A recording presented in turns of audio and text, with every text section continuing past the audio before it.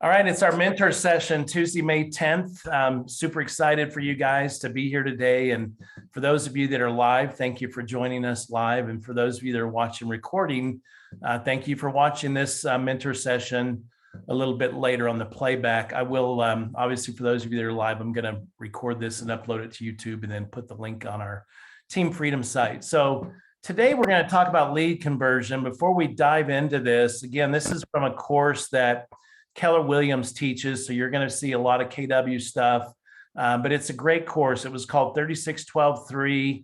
It basically means, 36, we call it 36 touches. It's kind of, we don't really need to get into that, but this particular course is about lead generation or lead conversion, I should say. And that is what we're here for, right? We're going to go through this together. And I'm going to tell you guys, this is probably going to be a 2 or 3 week conversation or review, at least, of this material, because this is literally a 3-hour course and we're trying to get it all in less than 60 minutes. And so we're just going to take our time. If it takes 4 weeks, that's, who cares? Because generating leads is our #1 focus, right? There's nothing more important in real estate than lead generation and lead conversion. So just like we did in previous weeks, I'd really appreciate if you guys could join me in helping to read this material. We're just going to go through it. If you have any questions, just stop, raise your hand or just, jump in there and we will entertain whatever questions that anybody has that's in the live training today. So I'm going to try and do this where I can see you guys as well. Let me just change this little. Let's see here. Let's change that to, there we go.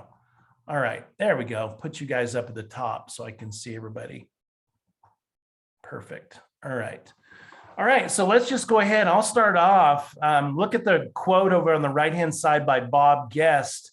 In the end, all that matters is how many appointments you set up, right? I mean, that's really the name of the game.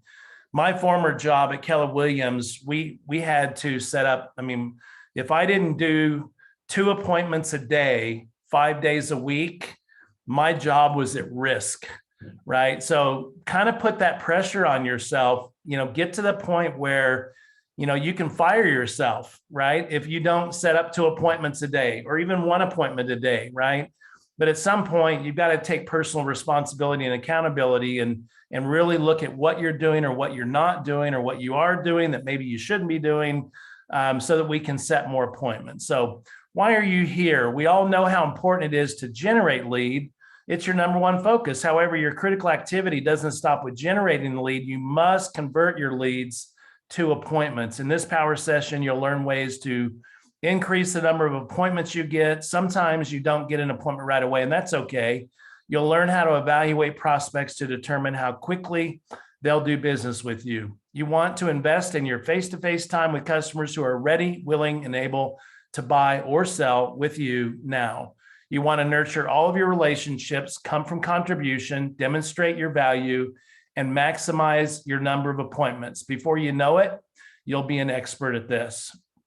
And so these are the different courses that are part of the 36-12-3, and we're on number 10. We kind of skipped ahead because I really feel it's important for you, for the newer agents, to really focus on lead generation, lead conversion. I'll continue for just a little bit. Actually, we're going to skip this little part here and go down. All right, so what is lead conversion? One of the difficulties in talking about lead conversion is that people mean different things by both words. Some people will tell you a lead is anyone they've met. Others will tell you that no one is a lead until they meet certain criteria.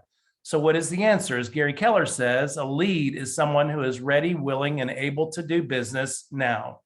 Similarly, when some real estate agents cite their conversion statistics, they're tracking from the first contact until the sale is closed. Others consider all of the steps along the way to be individual conversions. In order to monitor your business, you need to know multiple conversion rates. In this power session, we'll focus on converting leads to appointments. Other EXP University courses deal with converting appointments to signed representation agreements and agreements to closing. For this power session, we are focusing on getting appointments with people who are ready, willing, and able to buy or sell real estate now, either people you've newly met or ones you've been contacting for a long time. We'll also cover questions to pre-qualify your leads for buyer and seller consultations. Knowing something about your lead will help you conduct a more effective consultation, which in turn will help you get more listing agreements and buyer representation agreements. Anthony, No, would you mind if we called on you, sir, to continue on here? Get to know your leads. Sure. Get to know your leads. Be personable. Truth. You are auditing for your chance to be a representative for home buyers and sellers. You have to gauge their personality and match it. Whether you are conversing by phone or in person, you want to gather as much information from your contacts as possible. You can use a lead sheet to remind you of questions you want to ask. If you work from a list of questions, be sure to keep the experience as individualized and personal as possible. Remember, it's a conversation, not an inquisition. Often, how you ask using a conversational style is as important as what you ask. Terry Brankus advises agents not to be too formal when talking to a lead over the phone. Be friendly, be relaxed, and be their best friend. This approach allows you to build rapport and size up your prospective customer. How many of you know what a DISC profile is? A DISC profile. Personality assessment. Yeah, it's exactly what it is, personality assessment. And how important is it that we understand what people's personalities are when we are, setting up these appointments? Is that important to know their personality styles? For sure, right? So you can do some research on DISC, but the DISC is, there's a Tony Robbins DISC, there's all kinds of different methodologies, there's colors, there's animals, but the DISC is dominance, influence, steadiness, and compliance. Once you understand a person's behavioral profile, you can treat them the way they want to be treated, thereby increasing your odds of demonstrating that you can meet their needs and convert them to a customer. Go ahead, Anthony. No. Let's see. While we all know that people are complex and have many traits, the DISC assessment is useful in categorizing people by their one or two predominant behavioral traits. The acronym DISC stands for dominance, influence, steadiness, and compliance. And then just skip down to the last paragraph there. Gotcha. This power session introduces you to basic characteristics associated with 4 major behavioral types. To become an expert on identifying and working well with a variety of people according to their behavioral preferences and strengths, take the KWU Recruit Select course. Yeah, you really don't need to do that. All right, so let's go over the four letters and what they really mean. So go ahead, Anthony, you can continue on there. We'll start with the left column and then we'll go to the right column. So I is influence. What do influencing people want? To talk a lot while you listen. To persuade. Opportunity for social involvement. To know about entertaining in the home. Then how should you interact with influencing people? Be fun and enthusiastic. Spend time developing the relationship. Emphasize who you know. Pay attention to social boundaries. And use conversational scripts. Bottom line is... It's okay, you can go to the D. Okay. Dominance. What do dominant people want? To conquer, control, and win. To know the bottom line, numbers and money. To have you listen while they talk. How should you interact with dominant people? Let them know that you realize their time is valuable. Help them go through the home buying process as quickly as possible. Use scripts to communicate effectively. Give them options and let the buyer select which choice is best for them. So then S is steadiness. What do steady people want? Assurance, stability, to feel safe, and to belong. How should you interact with steady people? Allow plenty of time for them to make decisions, communicate frequently, let them know how much you care about them and their family, provide all the information they need, especially facts and statistics. And then C stands for compliance. What do compliant or detail-oriented people want? To know lots of facts and details, to avoid conflict, to avoid mistakes, and time to think. How should you interact with detail-oriented or compliant people? Provide as much information as you can, especially facts and statistics. Appeal to their sense of logic. Give them time to think and be prepared on time for every appointment. How many of you, as he was reading those 4 different personality profiles, thought of people as he was reading those? I did, for sure. So yeah, we all know people with those personality traits. All right. Now they go over the Ford, but I like to always use the form. So building rapport, just simply, asking a lot of questions. To me, it's all about family, occupation, recreation, and motivation. So, as you're talking to people, you can ask them about their family, how their kids doing, whatever. How's your job coming along?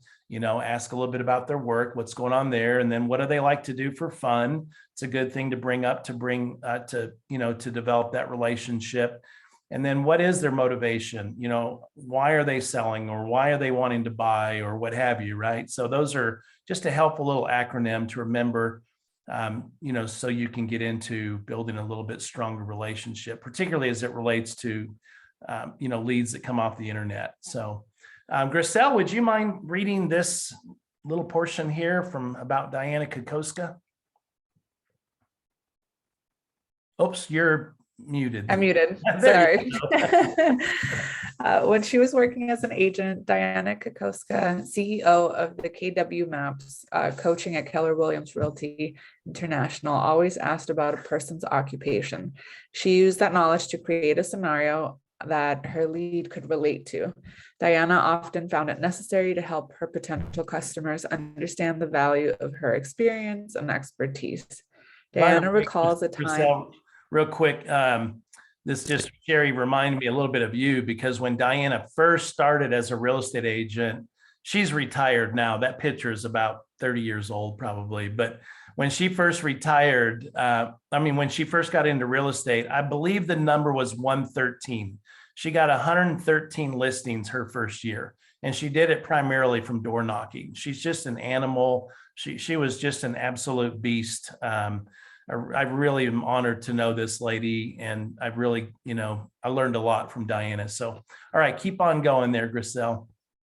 Diana recalls a time when she was trying to get an appointment with a policeman who had a friend that was new in the real estate business, and the officer was leaning toward working with his friend. Diana said, "If you were in a shootout, who would you rather be with, a rookie or someone who has been in 200 shootouts before and knows what can happen and what can go wrong?" The officer let Diana know that his life was not at stake when buying a house. Diana replied, "No, but your financial future is." The officer signed a contract with her pretty quickly. Similarly, Diana used this technique to relate to school teachers. Have you ever had a student and they just weren't getting it? She could also relate to doctors and nurses. If you don't watch the vital signs, what will happen to your patient? The response is that something bad could happen.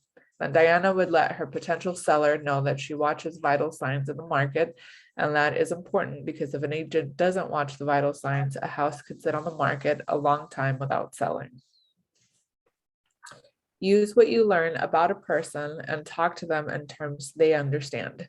Tony DiCello, Executive Director of KW Maps Coaching, recommends putting people at ease and building trust by matching their conversational speed and tonality. You guys ever heard of the old thing, mirror matching, right? Right. So it's absolutely a big part of conversation and communication. All right, go ahead, Griselle. We'll let you keep going. You're doing a great job. James Wellenby, an agent in Austin, Texas, says the problem is not just getting the lead. A big question is, what are you going to do with the lead? Your conversion ratio is a critical part of your success in business. 10 tips for getting an appointment. Number 1, ask for the appointment. Number 2, be an expert in your market. Number 3, be confident in your ability. Number 4, have a list of questions and ask them. Number 5, listen. Number 6, come from contribution. Number 7, begin with the end in mind. Number 8, seek agreement. 9, respond quickly. And number 10, communicate in person. Perfect. Right. Sherry, would you mind taking us on this next page here? Thank you, Griselle. Sure. Ask for the appointment. This may seem obvious, but you have to ask for it. Beyond that, as Gary Keller says, you must act directly, not indirectly or casually. It is amazing how often agents are afraid to ask for an appointment. When you start a conversation, you don't have an appointment, so you have nothing to lose. The worst thing that can happen is that at the end of the conversation, you still don't have an appointment. If you don't ask for the appointment, you risk not getting it. Diana Kokoska, yeah. Kokoska's rule of thumb is that when you get a no, you continue asking a minimum of 5 times, or keep asking until you get it, or they ask you to stop. What's the takeaway message here? Don't give up. Remember, a no the first time you ask merely means not yet. People will eventually say yes when they appreciate your confidence. In general, people are more likely to agree to an appointment if you explain the benefit to them. For example, prospects are more likely to agree to come to your office for a buyer consultation when they understand that doing so could allow them to preview a lot of properties and ultimately save time in their home search process. Be an expert in your market. You should know your market better than anyone else. Your expertise will persuade leads that you are the best agent to represent them and care for their needs. How do you get to be an expert in your market? Get out there and be in the market. Network with people who know what is going on. Bankers, appraisers, influential people in the community, other real estate agents, builders, and service providers, to name a few. Preview houses so you become an expert on the inventory. Do market analysis to know how long properties are on the market, which properties are selling, and for how much. Know your statistics. Be familiar with the schools. Know who can provide high quality services for buyers and sellers, lenders, inspectors, repairmen, etc. In general, study the multiple listing service numbers, MLS. Yeah, and you guys know when you go on the ARM list, they always have the market stats right there on the front page. So you can always, always have easy access to those. All right, continue on if you don't mind, Sherry. Be confident in your ability. What builds confidence? There are a number of things you can do. Practice scripts, practice handling objections, role play, get training, get a MAPS coach, say affirmations. Just so you guys know, MAPS was the kind of the coaching department for Keller Williams. So eventually when you get, when you're 2 years, 3 years into real estate and you're starting to get some good traction, if you really want to take your business to the next level, you hire a coach. It's the best money you'll ever invest in your real estate business is hiring someone who can challenge you and to take your business to the next level. Not just challenge you, but help you get there because they've already walked the path. They've already sold hundreds and hundreds of homes and there's tons of great coaches out there. But that the people that do the best in real estate always hire a coach. Certainly not important the first year or two that you're in real estate, but once you get going, it's very, very important. All right. Let's go to Scola, if you don't mind. Anthony, can you read? Are you tied up? This camera's off, so I'm not sure if he's there. Holly, how about Sorry, I'm doing something. I can do the next one after this one. Okay, no worries. Holly, how about you? Can you talk? Or are you working? I can take a little break here and talk. It's good to hear your voice, Holly. Okay. Have a list of questions and ask them. Sometimes we work so hard to get leads, we don't always know what to do with them once we have got them. Gene Grubb, a veteran from Austin, Texas, recommends as soon as you get a lead from someone wanting to buy or list a house, you need a system that tells you what you need to do and what steps you need to perform. The best system for keeping you on track at this stage is a lead sheet. A lead sheet is a document that gives you the important questions you should ask all potential customers. When you ask questions, you're gathering information that allows you to evaluate how ready, willing, and able a lead is, and if this is a person you want to work with. When you do enough lead generation, you can be selective and work with the best buyers and sellers. To maximize your efficiency and spend time with the most worthwhile prospects, Tony DeCello recommends you follow up with a maximum of 10 sellers and 10 buyers. Listen. Listening is essential for establishing rapport. It is impossible to overemphasize the importance of listening. You must listen to your leads to learn about their concerns, needs, and wants. Start listening during your first conversation and never stop. And I love that on the right-hand side there, listening is about the most important thing you do as a real estate agent. How many of you guys have watched those shows on HGTV, the real estate agents, and they're taking their clients around? And sometimes I wonder, how did this person ever get on television? Because it's like when I got, not this last haircut, she did a pretty good job, but the haircut before that, you know, the lady didn't listen to me at all. She gave me a micro hair. She goes, I said, I don't want to cut too much, but you know, I told her what I wanted. She goes, let me just do a micro cut for you. And she barely cut. So I had to go back like 2 weeks later because it was so long and frizzy and poofy. And it's just like that on the HGTV shows. It's like they already told you what they wanted. Why are you showing them a 1-car garage when they told you they wanted a 2-car garage? You know, it's just some of the things that you see on those shows just cracks me up because people do not know how to listen. All right. Come from contribution. I love this. Ask, what can I do to help you today? That question allows you to learn what is on the other person's mind. It doesn't do any good for you to talk about the multiple ways you can be of service if you miss the thing they care about the most. Once you know what they care about, you can be their problem solver and the solution for their needs. Always have your lead and eventually your customer on your mind and think about them, not about yourself. 7, begin with the end in mind. Know where you want the conversation to go. Get an appointment or get an agreement that you'll call them in the future and lead people there. You can do this by asking questions. Always, by the way, you guys, there's some great tools in the EXP marketing department for questions, you know, buyers questions, sellers questions, and there's other resources in the files section of our Team Freedom workplace group as well. Always remember, the person who asks questions controls the conversation. I'm going to repeat that. Always remember, the person, let me just put it this way, whoever asks the last question is in control of the conversation. Who needs to be in control of the conversation throughout a buyer's consultation or a listing presentation? The agent, right? Not your client, not the lead, right? So it's, if they ask a question, how do you get control back? You ask a question. What question do you ask? You could simply repeat their question. Could you give me a little more insight as to why you're asking this question? Right? You know, whatever it takes, but that's how you control the conversation. When someone asks you a question, answer the question and quickly follow up with your own question.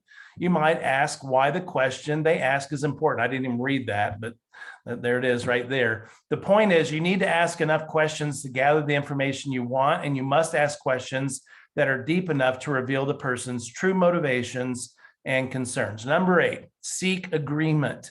Seeking agreement builds a pattern of saying yes to you. The more another person says yes before you reach a moment of truth, such as setting an appointment, the more likely they are to say yes when it matters most. Gene Rivers points out the strategic value in constantly seeking agreement. It takes the pressure off the final closing. He says, when we build it up to one big closing event, pressure is on the agent and pressure is on the buyer or seller. There's a lot of pressure there. That's why everybody is nervous. Constantly seeking agreement disperses the energy and tension around the final closing into countless smaller closing. These three great strategies for seeking agreement are the trial close, the assumptive close, and tie down. So Anthony, I don't know if you're, Scola, if you're available now, but if you are, let's. I'm back. All right, cool. Jump on in there. Let me start at trial closes. Trial closes, you bet. All righty. Let's see. So trial closes are questions you use to test the water. You genuinely want to find out whether or not you and the lead are in agreement. For example, halfway through the lead sheet, you might ask, does that sound good to you? The answer might not be yes, but if it isn't yes, you need to return to the issue until it is yes. Trial closes help prepare a lead for the final agreement to have a consultation with you or expect a call from you in the future. Assumptive closes. In an assumptive close, you make a statement based on the assumption that you will get the appointment. For example, before you've made a listing appointment, you might say, I'll pull together a complete report of market conditions in your price range to show you during the presentation. Assumptive closes operate by aligning the lead to your overall objective, which is to get an appointment. Some agents find assumptive closes too aggressive, but the key thing to remember is that you must demonstrate your responsiveness to their needs. So you can use assumptive closes to align them to your goal, and you also need to make it clear that you are aligned to their goals. Tie downs. Tie downs are little phrases that get the person you're talking to into the affirmative mode. Phrases like can't you, wouldn't it, and isn't it, for example, and isn't it, sorry. For example, you could say, if we market your house right now, we should have an offer in less than a month. That would be terrific, wouldn't it? These are questions whose answer is always affirmative. How many of you use tie downs in your normal conversations or with people? You ever find yourself using those? I love using tie downs. Don't you? Right? There's a little tie down right there. So, all right. If you don't mind, Mr. Scola, keep on going. Sure. Nine, respond quickly. Regardless of the way prospects contact you, they expect a quick response. People who are thinking about buying or selling a house are looking around, and when they come across you, they're coming across other real estate agents as well. Who do you think is most likely to get a consultation appointment? It's going to be the real estate agent who is timely and responsive. Many top agents use interactive voice response systems to handle a segment of their marketing communications. IVR is a telephone system that allows you to capture caller's phone number while the person is listening to a recorded property description or requesting information on a property. The system captures numbers that call your system. Best practices say you call the person who inquired about that property as soon as possible, within 10 minutes. If they got the information they need and how you can assist them in their search. Ask if you got the information they need. Yeah, so I noticed on the Arizona workplace group yesterday or the day before, Rachel Russell asked a question, and the question was, how many of you have had something like, how many of you have had, or has anybody had success using or working the Making It Rain leads that EXP has as part of our system? And I couldn't help myself. So if you get a chance, you might go scroll through there and read my response to her. But ultimately, when you're very first starting to work leads, especially cold leads, not your sphere of influence, which I don't recommend new agents using cold leads. I recommend that you go with your low-hanging fruit, which is your database, your sphere of influence. But when you get to that point and you do start getting internet leads, first be trained. There's tons of training on lead conversion inside the EXP training library. So you can go in there and get some training on Making It Rain leads. When you take that Making It Rain leads course from EXP, just know they're going to pitch you on buying the leads. You don't have to buy the leads, but you can go take the course and learn lots about lead conversion. It's a really good class. If you haven't taken that class yet, I would highly recommend that you do. But when it comes to online lead conversion, this has been my life for 25 years. I literally have generated thousands and thousands of cold leads, and I've done it 100 different ways. I mean, there's been times when I literally would go through hotels and shove flyers underneath the doors of every room in the hotel. And my flyer would say, doesn't it suck sleeping in a bed, in a strange bed? Wouldn't you rather be sleeping in your own bed? Because I was promoting a home-based business, right? That was a lead generation. I would put white signs, plastic signs. I would put them on posts on little stakes and put them in the ground. And I would put little handwritten, things on these white 36 by 24-inch signs. I would take Post-it notes, pre-printed, and put them on people's windshield on their driver's side window. And I had plastic cards that I would shove inside the rubber and the glass in shopping mall parking lots. I would put those cards, just go through hundreds of cards. However we're generating leads, here's the most important thing that I found in 25 years of building big empires. And that is the first one that gets to that lead the quickest. The sooner you get to them, the better off you're going to be, especially when it comes to selling a home or buying a home. I think 10 minutes, in my opinion, is too long. I think you should be calling that lead back immediately within 1 to 2 minutes. That shows them that you're on top of your game. It gives you the opportunity to reach them first before anybody else reaches them. Because oftentimes when a person is looking to buy a home in a market, they're not just on your website, they're on several other agents' websites as well. And so the first one that reaches out to them and starts to nurture that relationship, build that rapport, generally is the one that's going to end up getting that client. So the quicker, the better when it comes to lead, to following up with your leads or getting a hold of them. Sherry, would you mind starting us here with tips for getting an appointment? Sure. Brad Korn heads a successful real estate office in Kansas City, Missouri. Knowing the importance of responding quickly to IVR calls, Brad had his lead coordinator, Tammy, track their IVR calls for a 30-day period. Tammy called all 158 prospects within 2 to 5 minutes after the call was received. At the time they stopped following the results, they had 11 buyers pre-approved for a loan and assigned to a buyer specialist, 11 leads in their pipeline. Brad attributes their success to Tammy following up immediately, and when she was not able to reach the caller on her first attempt, she called 3 times a day for 3 days. When someone answered, Tammy would say, "Hi, this is a quick courtesy call. We're just following up on the house you called on. We just want to make sure the recording answered all of your questions." Callers were always asked if they'd like to go see the house. If the house wasn't what they were looking for, it was a perfect opportunity to ask what they were looking for. Their ultimate goal was always to set up a buyer consultation.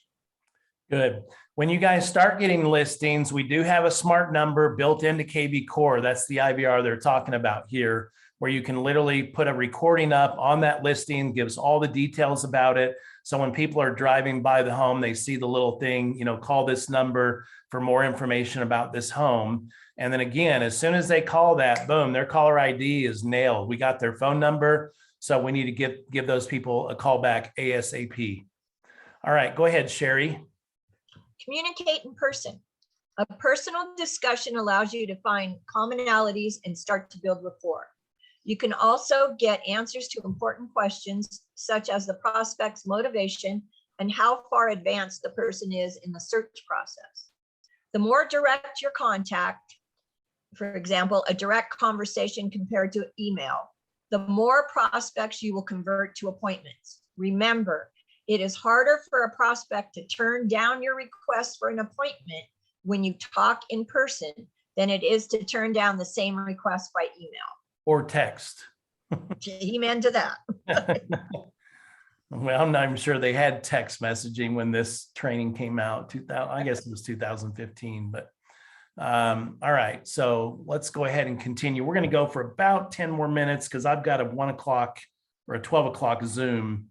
So we're going to end probably in about 10 minutes, and then we'll take about 5 minutes of questions and comments, and then we'll get you guys back to your day. So Griselle, would you mind going through this, getting the most from internet inquiries? Sure. Internet inquiries that arrive via email or internet forms make many agents nervous. They're different from inquiries that come by phone, which usually are from people who are fairly far along in the process of looking for a house or preparing to sell. You ask pre-qualification questions, gauge their readiness, and either make an appointment, put them on a marketing action plan, or refer them to someone else. Internet inquiries are intimidating because they don't follow this pattern. You rarely have a phone number to call and make an appointment. Your contact with a person is through impersonal media like email or internet. Internet leads tend to be more gun shy than your average lead. You Myth. guys have seen on the KV Core, if you can go in and customize your homepage on your website. I don't know if any of you have done that yet, but you can customize your homepage and you can put little widgets on your homepage. For example, what is your home worth? That's a widget you can add right to your homepage. And when they click on that, if they want to find out what their home is worth, they have to, it says your phone number is your passcode, right? So they put in their email, and then it says your passcode is going to be your cell phone number. And if they put in their real number, which oftentimes they don't, bam, you've got their email and their phone number. So again, if you haven't customized your homepage on your website, you might want to spend a little time doing some training on that and then get that set up. So, all right, where do we end up? Right there, myth.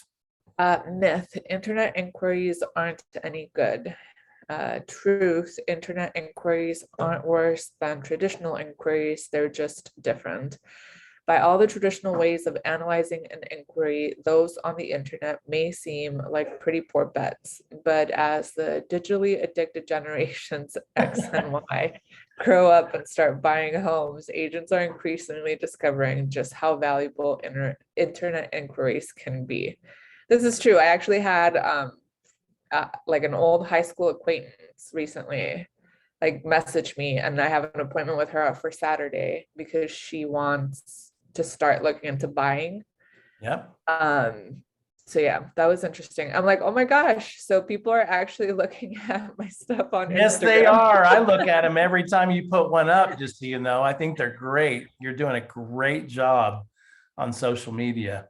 Just keep doing it. Keep doing it. Keep doing it. Keep getting better. Find things that work. And, and you can literally, once you get going with the lead, guys, you can either customize or you can go into KV Core, and they already have, some pretty good campaigns that you can put your leads on, so that it'll be kind of automatic, dripping on them and reaching out to them while you're even sleeping. So, all right, lead conversion, getting the most from internet inquiries. I'll kind of wrap us up here, and then we will take some Q&A and comments here. So think about this. When a person calls you, what sort of preparation have they done towards selling their home or getting ready to buy? They've probably examined their finances, done at least a little research into the market, and made some sort of plans about what to do after the real estate transaction. They know they're going to speak to a human being, so they've done some mental preparation. After all, they don't want to look like rubes.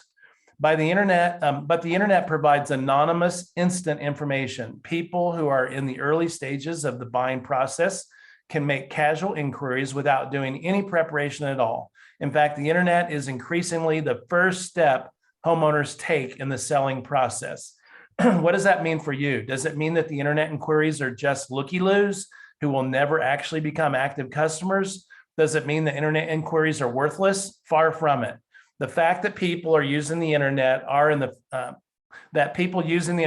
first stages of the selling process just means that they require a different process. It generally takes a longer time for them to become a lead. Agents with teams should make it a team goal to respond immediately to internet leads. Solo agents face more of a challenge. Solos who truly want to maximize their investment in the internet have their emails routed to their smartphones so they can respond throughout the day as close to instantly as possible. And again, KV Core allows us to do that, right? It allows us to set up our notifications and send it to wherever we want it to go to. So, all right. Email response. You can attach a specifically formatted lead sheet to the email. We have several examples of those here at EXP. Even if they aren't comfortable talking with you over the phone, they may be willing to fill out your form, which will provide you with valuable information and keep the process moving forward. Video email. A particularly impressive variation on the response email is the video email, which we have built right into KV Core as well. This service allows you to record impromptu videos using a computer camera in response to each email or form. These short videos are then emailed back to the contact. This technology gives you the chance to tailor your response to each inquiry and create a stronger personal connection with them. It also separates you from the herd by demonstrating how technologically adept you are. I cannot overemphasize how important fun, short videos are in our business, guys. And if you're afraid to get in front of that iPhone or Droid, to shoot those videos, you got to get over that. You got to start, that's why I'm so respectful of you, Griselle, because I love your courage that you have to put yourself out there in front of, who knows how many people are looking at you, but you do such a great job. People don't want, I've said this before, people don't want perfection. People want authenticity, just being ourselves. That's what they want. They want people that they can relate to, right? All right, so we have the ability to give, our clients a free market analysis. We've got all kinds of incredible reports that we can share with them free of charge. Many top agents cultivate internet seller inquiries by offering a free comparative market analysis on their website.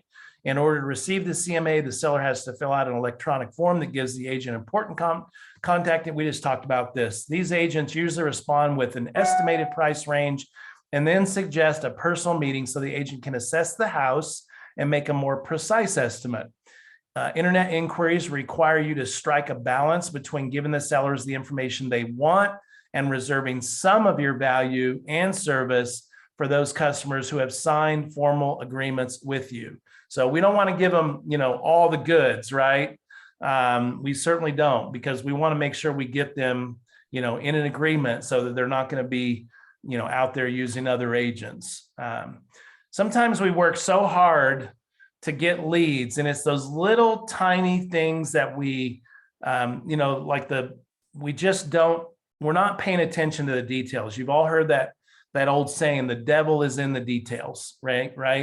And when we don't pay attention to the devil in the details, that can be just that one little thing that you didn't do that you should have done, that boom, that lead is off and they're already under contract with another agent. So if you're going to work that hard, just like open houses, if you're going to work hard on an open house, you might as well get people there. So that means get a lot of signs put out. Let's just wrap up with this. Again, we have all the systematic marketing plans built into KV Core, but those of you that are reading the Millionaire Real Estate Agent book by Gary Kelly, you'll understand these 8x8 and 33 touch. But once you've responded to an initial inquiry, be sure to put the contact on a systematic marketing action plan, especially cold internet leads. And we have tons of those great campaigns already built into KV Core. You can just say, assign this lead to that campaign, and boom, it just does its thing. Such as an 8x8 or a 33 touch if you have their postal address, or 12 direct if all you have is an email address. Since most of your communications will be via email, be careful not to spam them. Make sure the information you give them has value, and don't send out more than one email per month. Internet users often revel in their electronic anonymity. Don't worry if they're not ready to speak to you over the phone. Feed the relationship by giving them the information they want in whatever format it is most comfortable for them. And by the way, guys, that's a really great question to ask your potential clients is, how best do you like to be communicated with?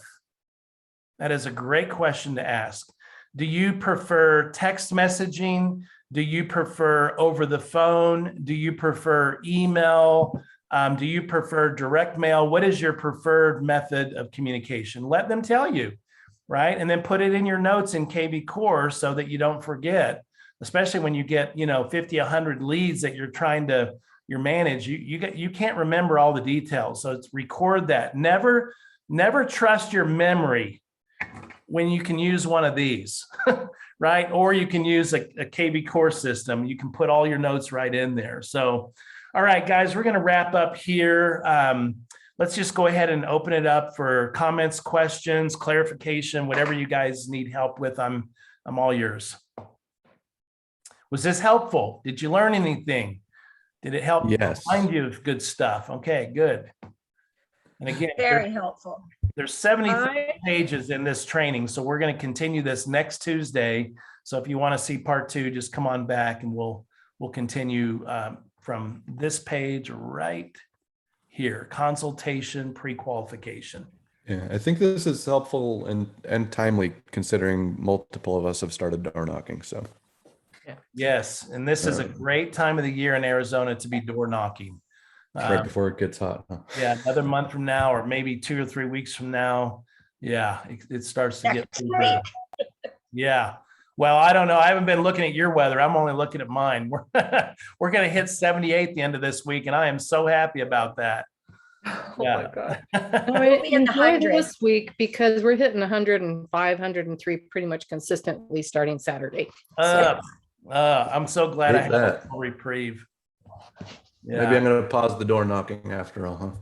Well, sometimes when you're out there sweating it, like we have people on our team, they'll wear little backpacks. They'll put, some ice packs in there, and they'll put cold bottles of water. And sometimes you get the sympathy vote if you don't have water. Sometimes people say, you look like you're dying of heat. Come on in, let's get a drink of water. But sometimes, you'll get that sympathy vote in the 115-degree weather. Yeah. So just wear a hat and sunscreen. Drink lots of water. All right. By the way, guys, I have one of my mentees, Jesse McGoy, that is going to be listing his home on Thursday. We're going to go coming soon for a week. It's a strategy I love to use. And then Thursday next week, it's going to go live. And he's going to do open houses Friday, Saturday, Sunday. So it's in Glendale. It's going to be about 420,000. I think we'll get 450 out of it, 440, something like that. But if any of you want to work with Jesse, on an open house Friday, Saturday, or Sunday, just let me know and we'll line that up with him, because I'm sure he'd love to have, someone there to help him. Sure. Sounds good. Sounds good. Any other comments or questions, gang? I had a quick question. Yeah. Since we're talking about lead conversion, I've had, so currently I have 4 people that have reached out and they're all buyers. And I just want to know, when do you have them sign anything? When do you present this form? I haven't started showing them houses yet. We've just kind of gotten to the point where we're talking about the process. I'm getting them set up with the lender. That step. So I'm not quite sure Great. when to introduce, hey, here's this form I'm going to need you to sign. Yeah. Yeah. No, I can help you with that, Griselle. It's a great question. So first step is what with a buyer, guys? What's the very first step? Getting them pre-qualified. Exactly. Pre-approved. Pre-approved from their lender, right? We don't do anything until they get that pre-approval letter. We don't show them houses. We don't do anything. Okay. It's a waste of your time. The second step is getting them under a buyer broker agreement, right? And here's the way you can do it very casually. When they have their pre-approval, make a big deal out of that, especially if it's a pre-approval for a good size mortgage, like 450,000 or higher, or whatever, celebrate that with them, right? It's a great celebration. The second step, of course, getting them the buyer broker. And so here's what I like to do with that. I just say, hey, listen, there's a few forms that our broker requires that we go ahead and get, review and sign before we get out there and showing homes. So I'm going to shoot those over to you. If you could please review those, sign where it asks you to sign. And if you have any questions whatsoever on these forms, please just do not hesitate to give me a call back. I'll be happy to answer any questions that you have. And so some of the forms that you can give them, not just the buyer broker, maybe give them the EXP wire fraud and the EXP ABA. Do like those 3, at least those 3, the buyer broker, the ABA, and the EXP wire fraud, so that it doesn't look like you're just getting them to sign the buyer broker agreement, right? Right. The other thing is, don't make a big deal out of it. Just say, these are some forms that our broker requires that we get signed before we can go show homes. And then once it'll take you like 2 minutes to initial everything. Of course, I would have you review it, but initial it, sign it, and that will automatically come back to me digitally. And as soon as I have those documents, we're ready to go to work, right? So I don't even really reference the buyer broker. I just say our broker, requires that we have a few little forms that you review and sign. And then as soon as those get taken care of, boom, we're off and running, because the buyer's not paying your commission anyway, right? The seller's going to pay your commission. So it's really not, it's not anything to make a big deal of. But far too many agents don't get a buyer broker assigned. And I think it's because they're wimps. I think it's because they just don't have a backbone. And it's stupid, frankly, to not. Yeah, it is. It's ridiculous to not get one. I mean, I never, ever show houses without a buyer broker signed. I've never, ever shown a house to a single buyer without a buyer broker. So I'm one of those guys that never does it without it. I didn't even know you were allowed to. Well, you are certainly. Yeah, absolutely. You're also allowed to give that client to somebody else that's smarter than you, right? That's crazy to me, right? Because that paperwork says, hey, we're working together. I didn't even know. It was like, it wouldn't have even, I guess I should rephrase that. It wouldn't have even occurred to me to not have that done before showing. That's just wild. Well, I'm glad that that's your mindset, Anthony, because that's exactly what it should be. But don't even reference, you don't need to reference it. Just go into your transaction desk and get the contract or the transaction set up, and then go ahead and get those. You got to download the EXP wire fraud and the ABA from the SkySlope account. And then of course your buyer broker from the Arizona Association of Realtors folder, and then just get those ready for them and send them over. And as soon as they come back, you guys know you can check the status of whether they've opened the email or if they've signed the document right inside the transaction desk, right? Yes, we went through the training. I know Anthony had one where we had the training for like building the template for it. So yeah. Oh, you guys did that too? Good. You Awesome. walked us through it as for when I was doing it. One of the mentor sessions was. Oh yeah. Yeah. Yeah, and you It's on guys your take YouTube, that Tony. Jeffrey Raskin's training too. You shouldn't take it from me. You should take it from him, because he'll teach you a lot more than I do. But yeah, that's good stuff. That helped, Chriselle? Yes, that did. Thank you. Yeah, just make it a real casual thing and shoot it over, and they've never failed to come back. I've never had anybody question me. And in the buyer broker, you can literally, you don't need to, but you can put on the lines that talk about, if there's a shortfall in the commission, you're going to get so much and whatever. I just put NA. In there, not applicable, because really it's not applicable. I'm not going to ask them to pay me 1% if the seller is only going to pay me 2%. I want to build a relationship, not just during this transaction, but for all the future transactions, 5, 10, 15, 20 years down the road, right? Especially with someone your age, Griselle, where you've got, so many years ahead of you in selling. I mean, I've done this once where I sold the house 3 times. Once for the people that were selling it the first time, and then the people that bought it, I sold it to them, and then I sold it again after they sold the house. So you don't just focus on today's money, you want to focus on tomorrow's money as well. Yeah. All right, guys, well, have a fantastic week. I'm always here at your beck and call. So if you ever need anything, the best way to really, I set up my Calendly link again. Calendly.com/Tony Hughes eXp Realty is my link. The best way, if you need a private one-on-one, is just to go onto my Calendly and schedule, a 30-minute session or whatever. And I'm more than happy to do those anytime you guys need help. Okay. All right. Thanks, Tony. You're so welcome, Sherry. Congratulations on your door knocking experience. Can't wait to hear about session number 2. Okay, thanks.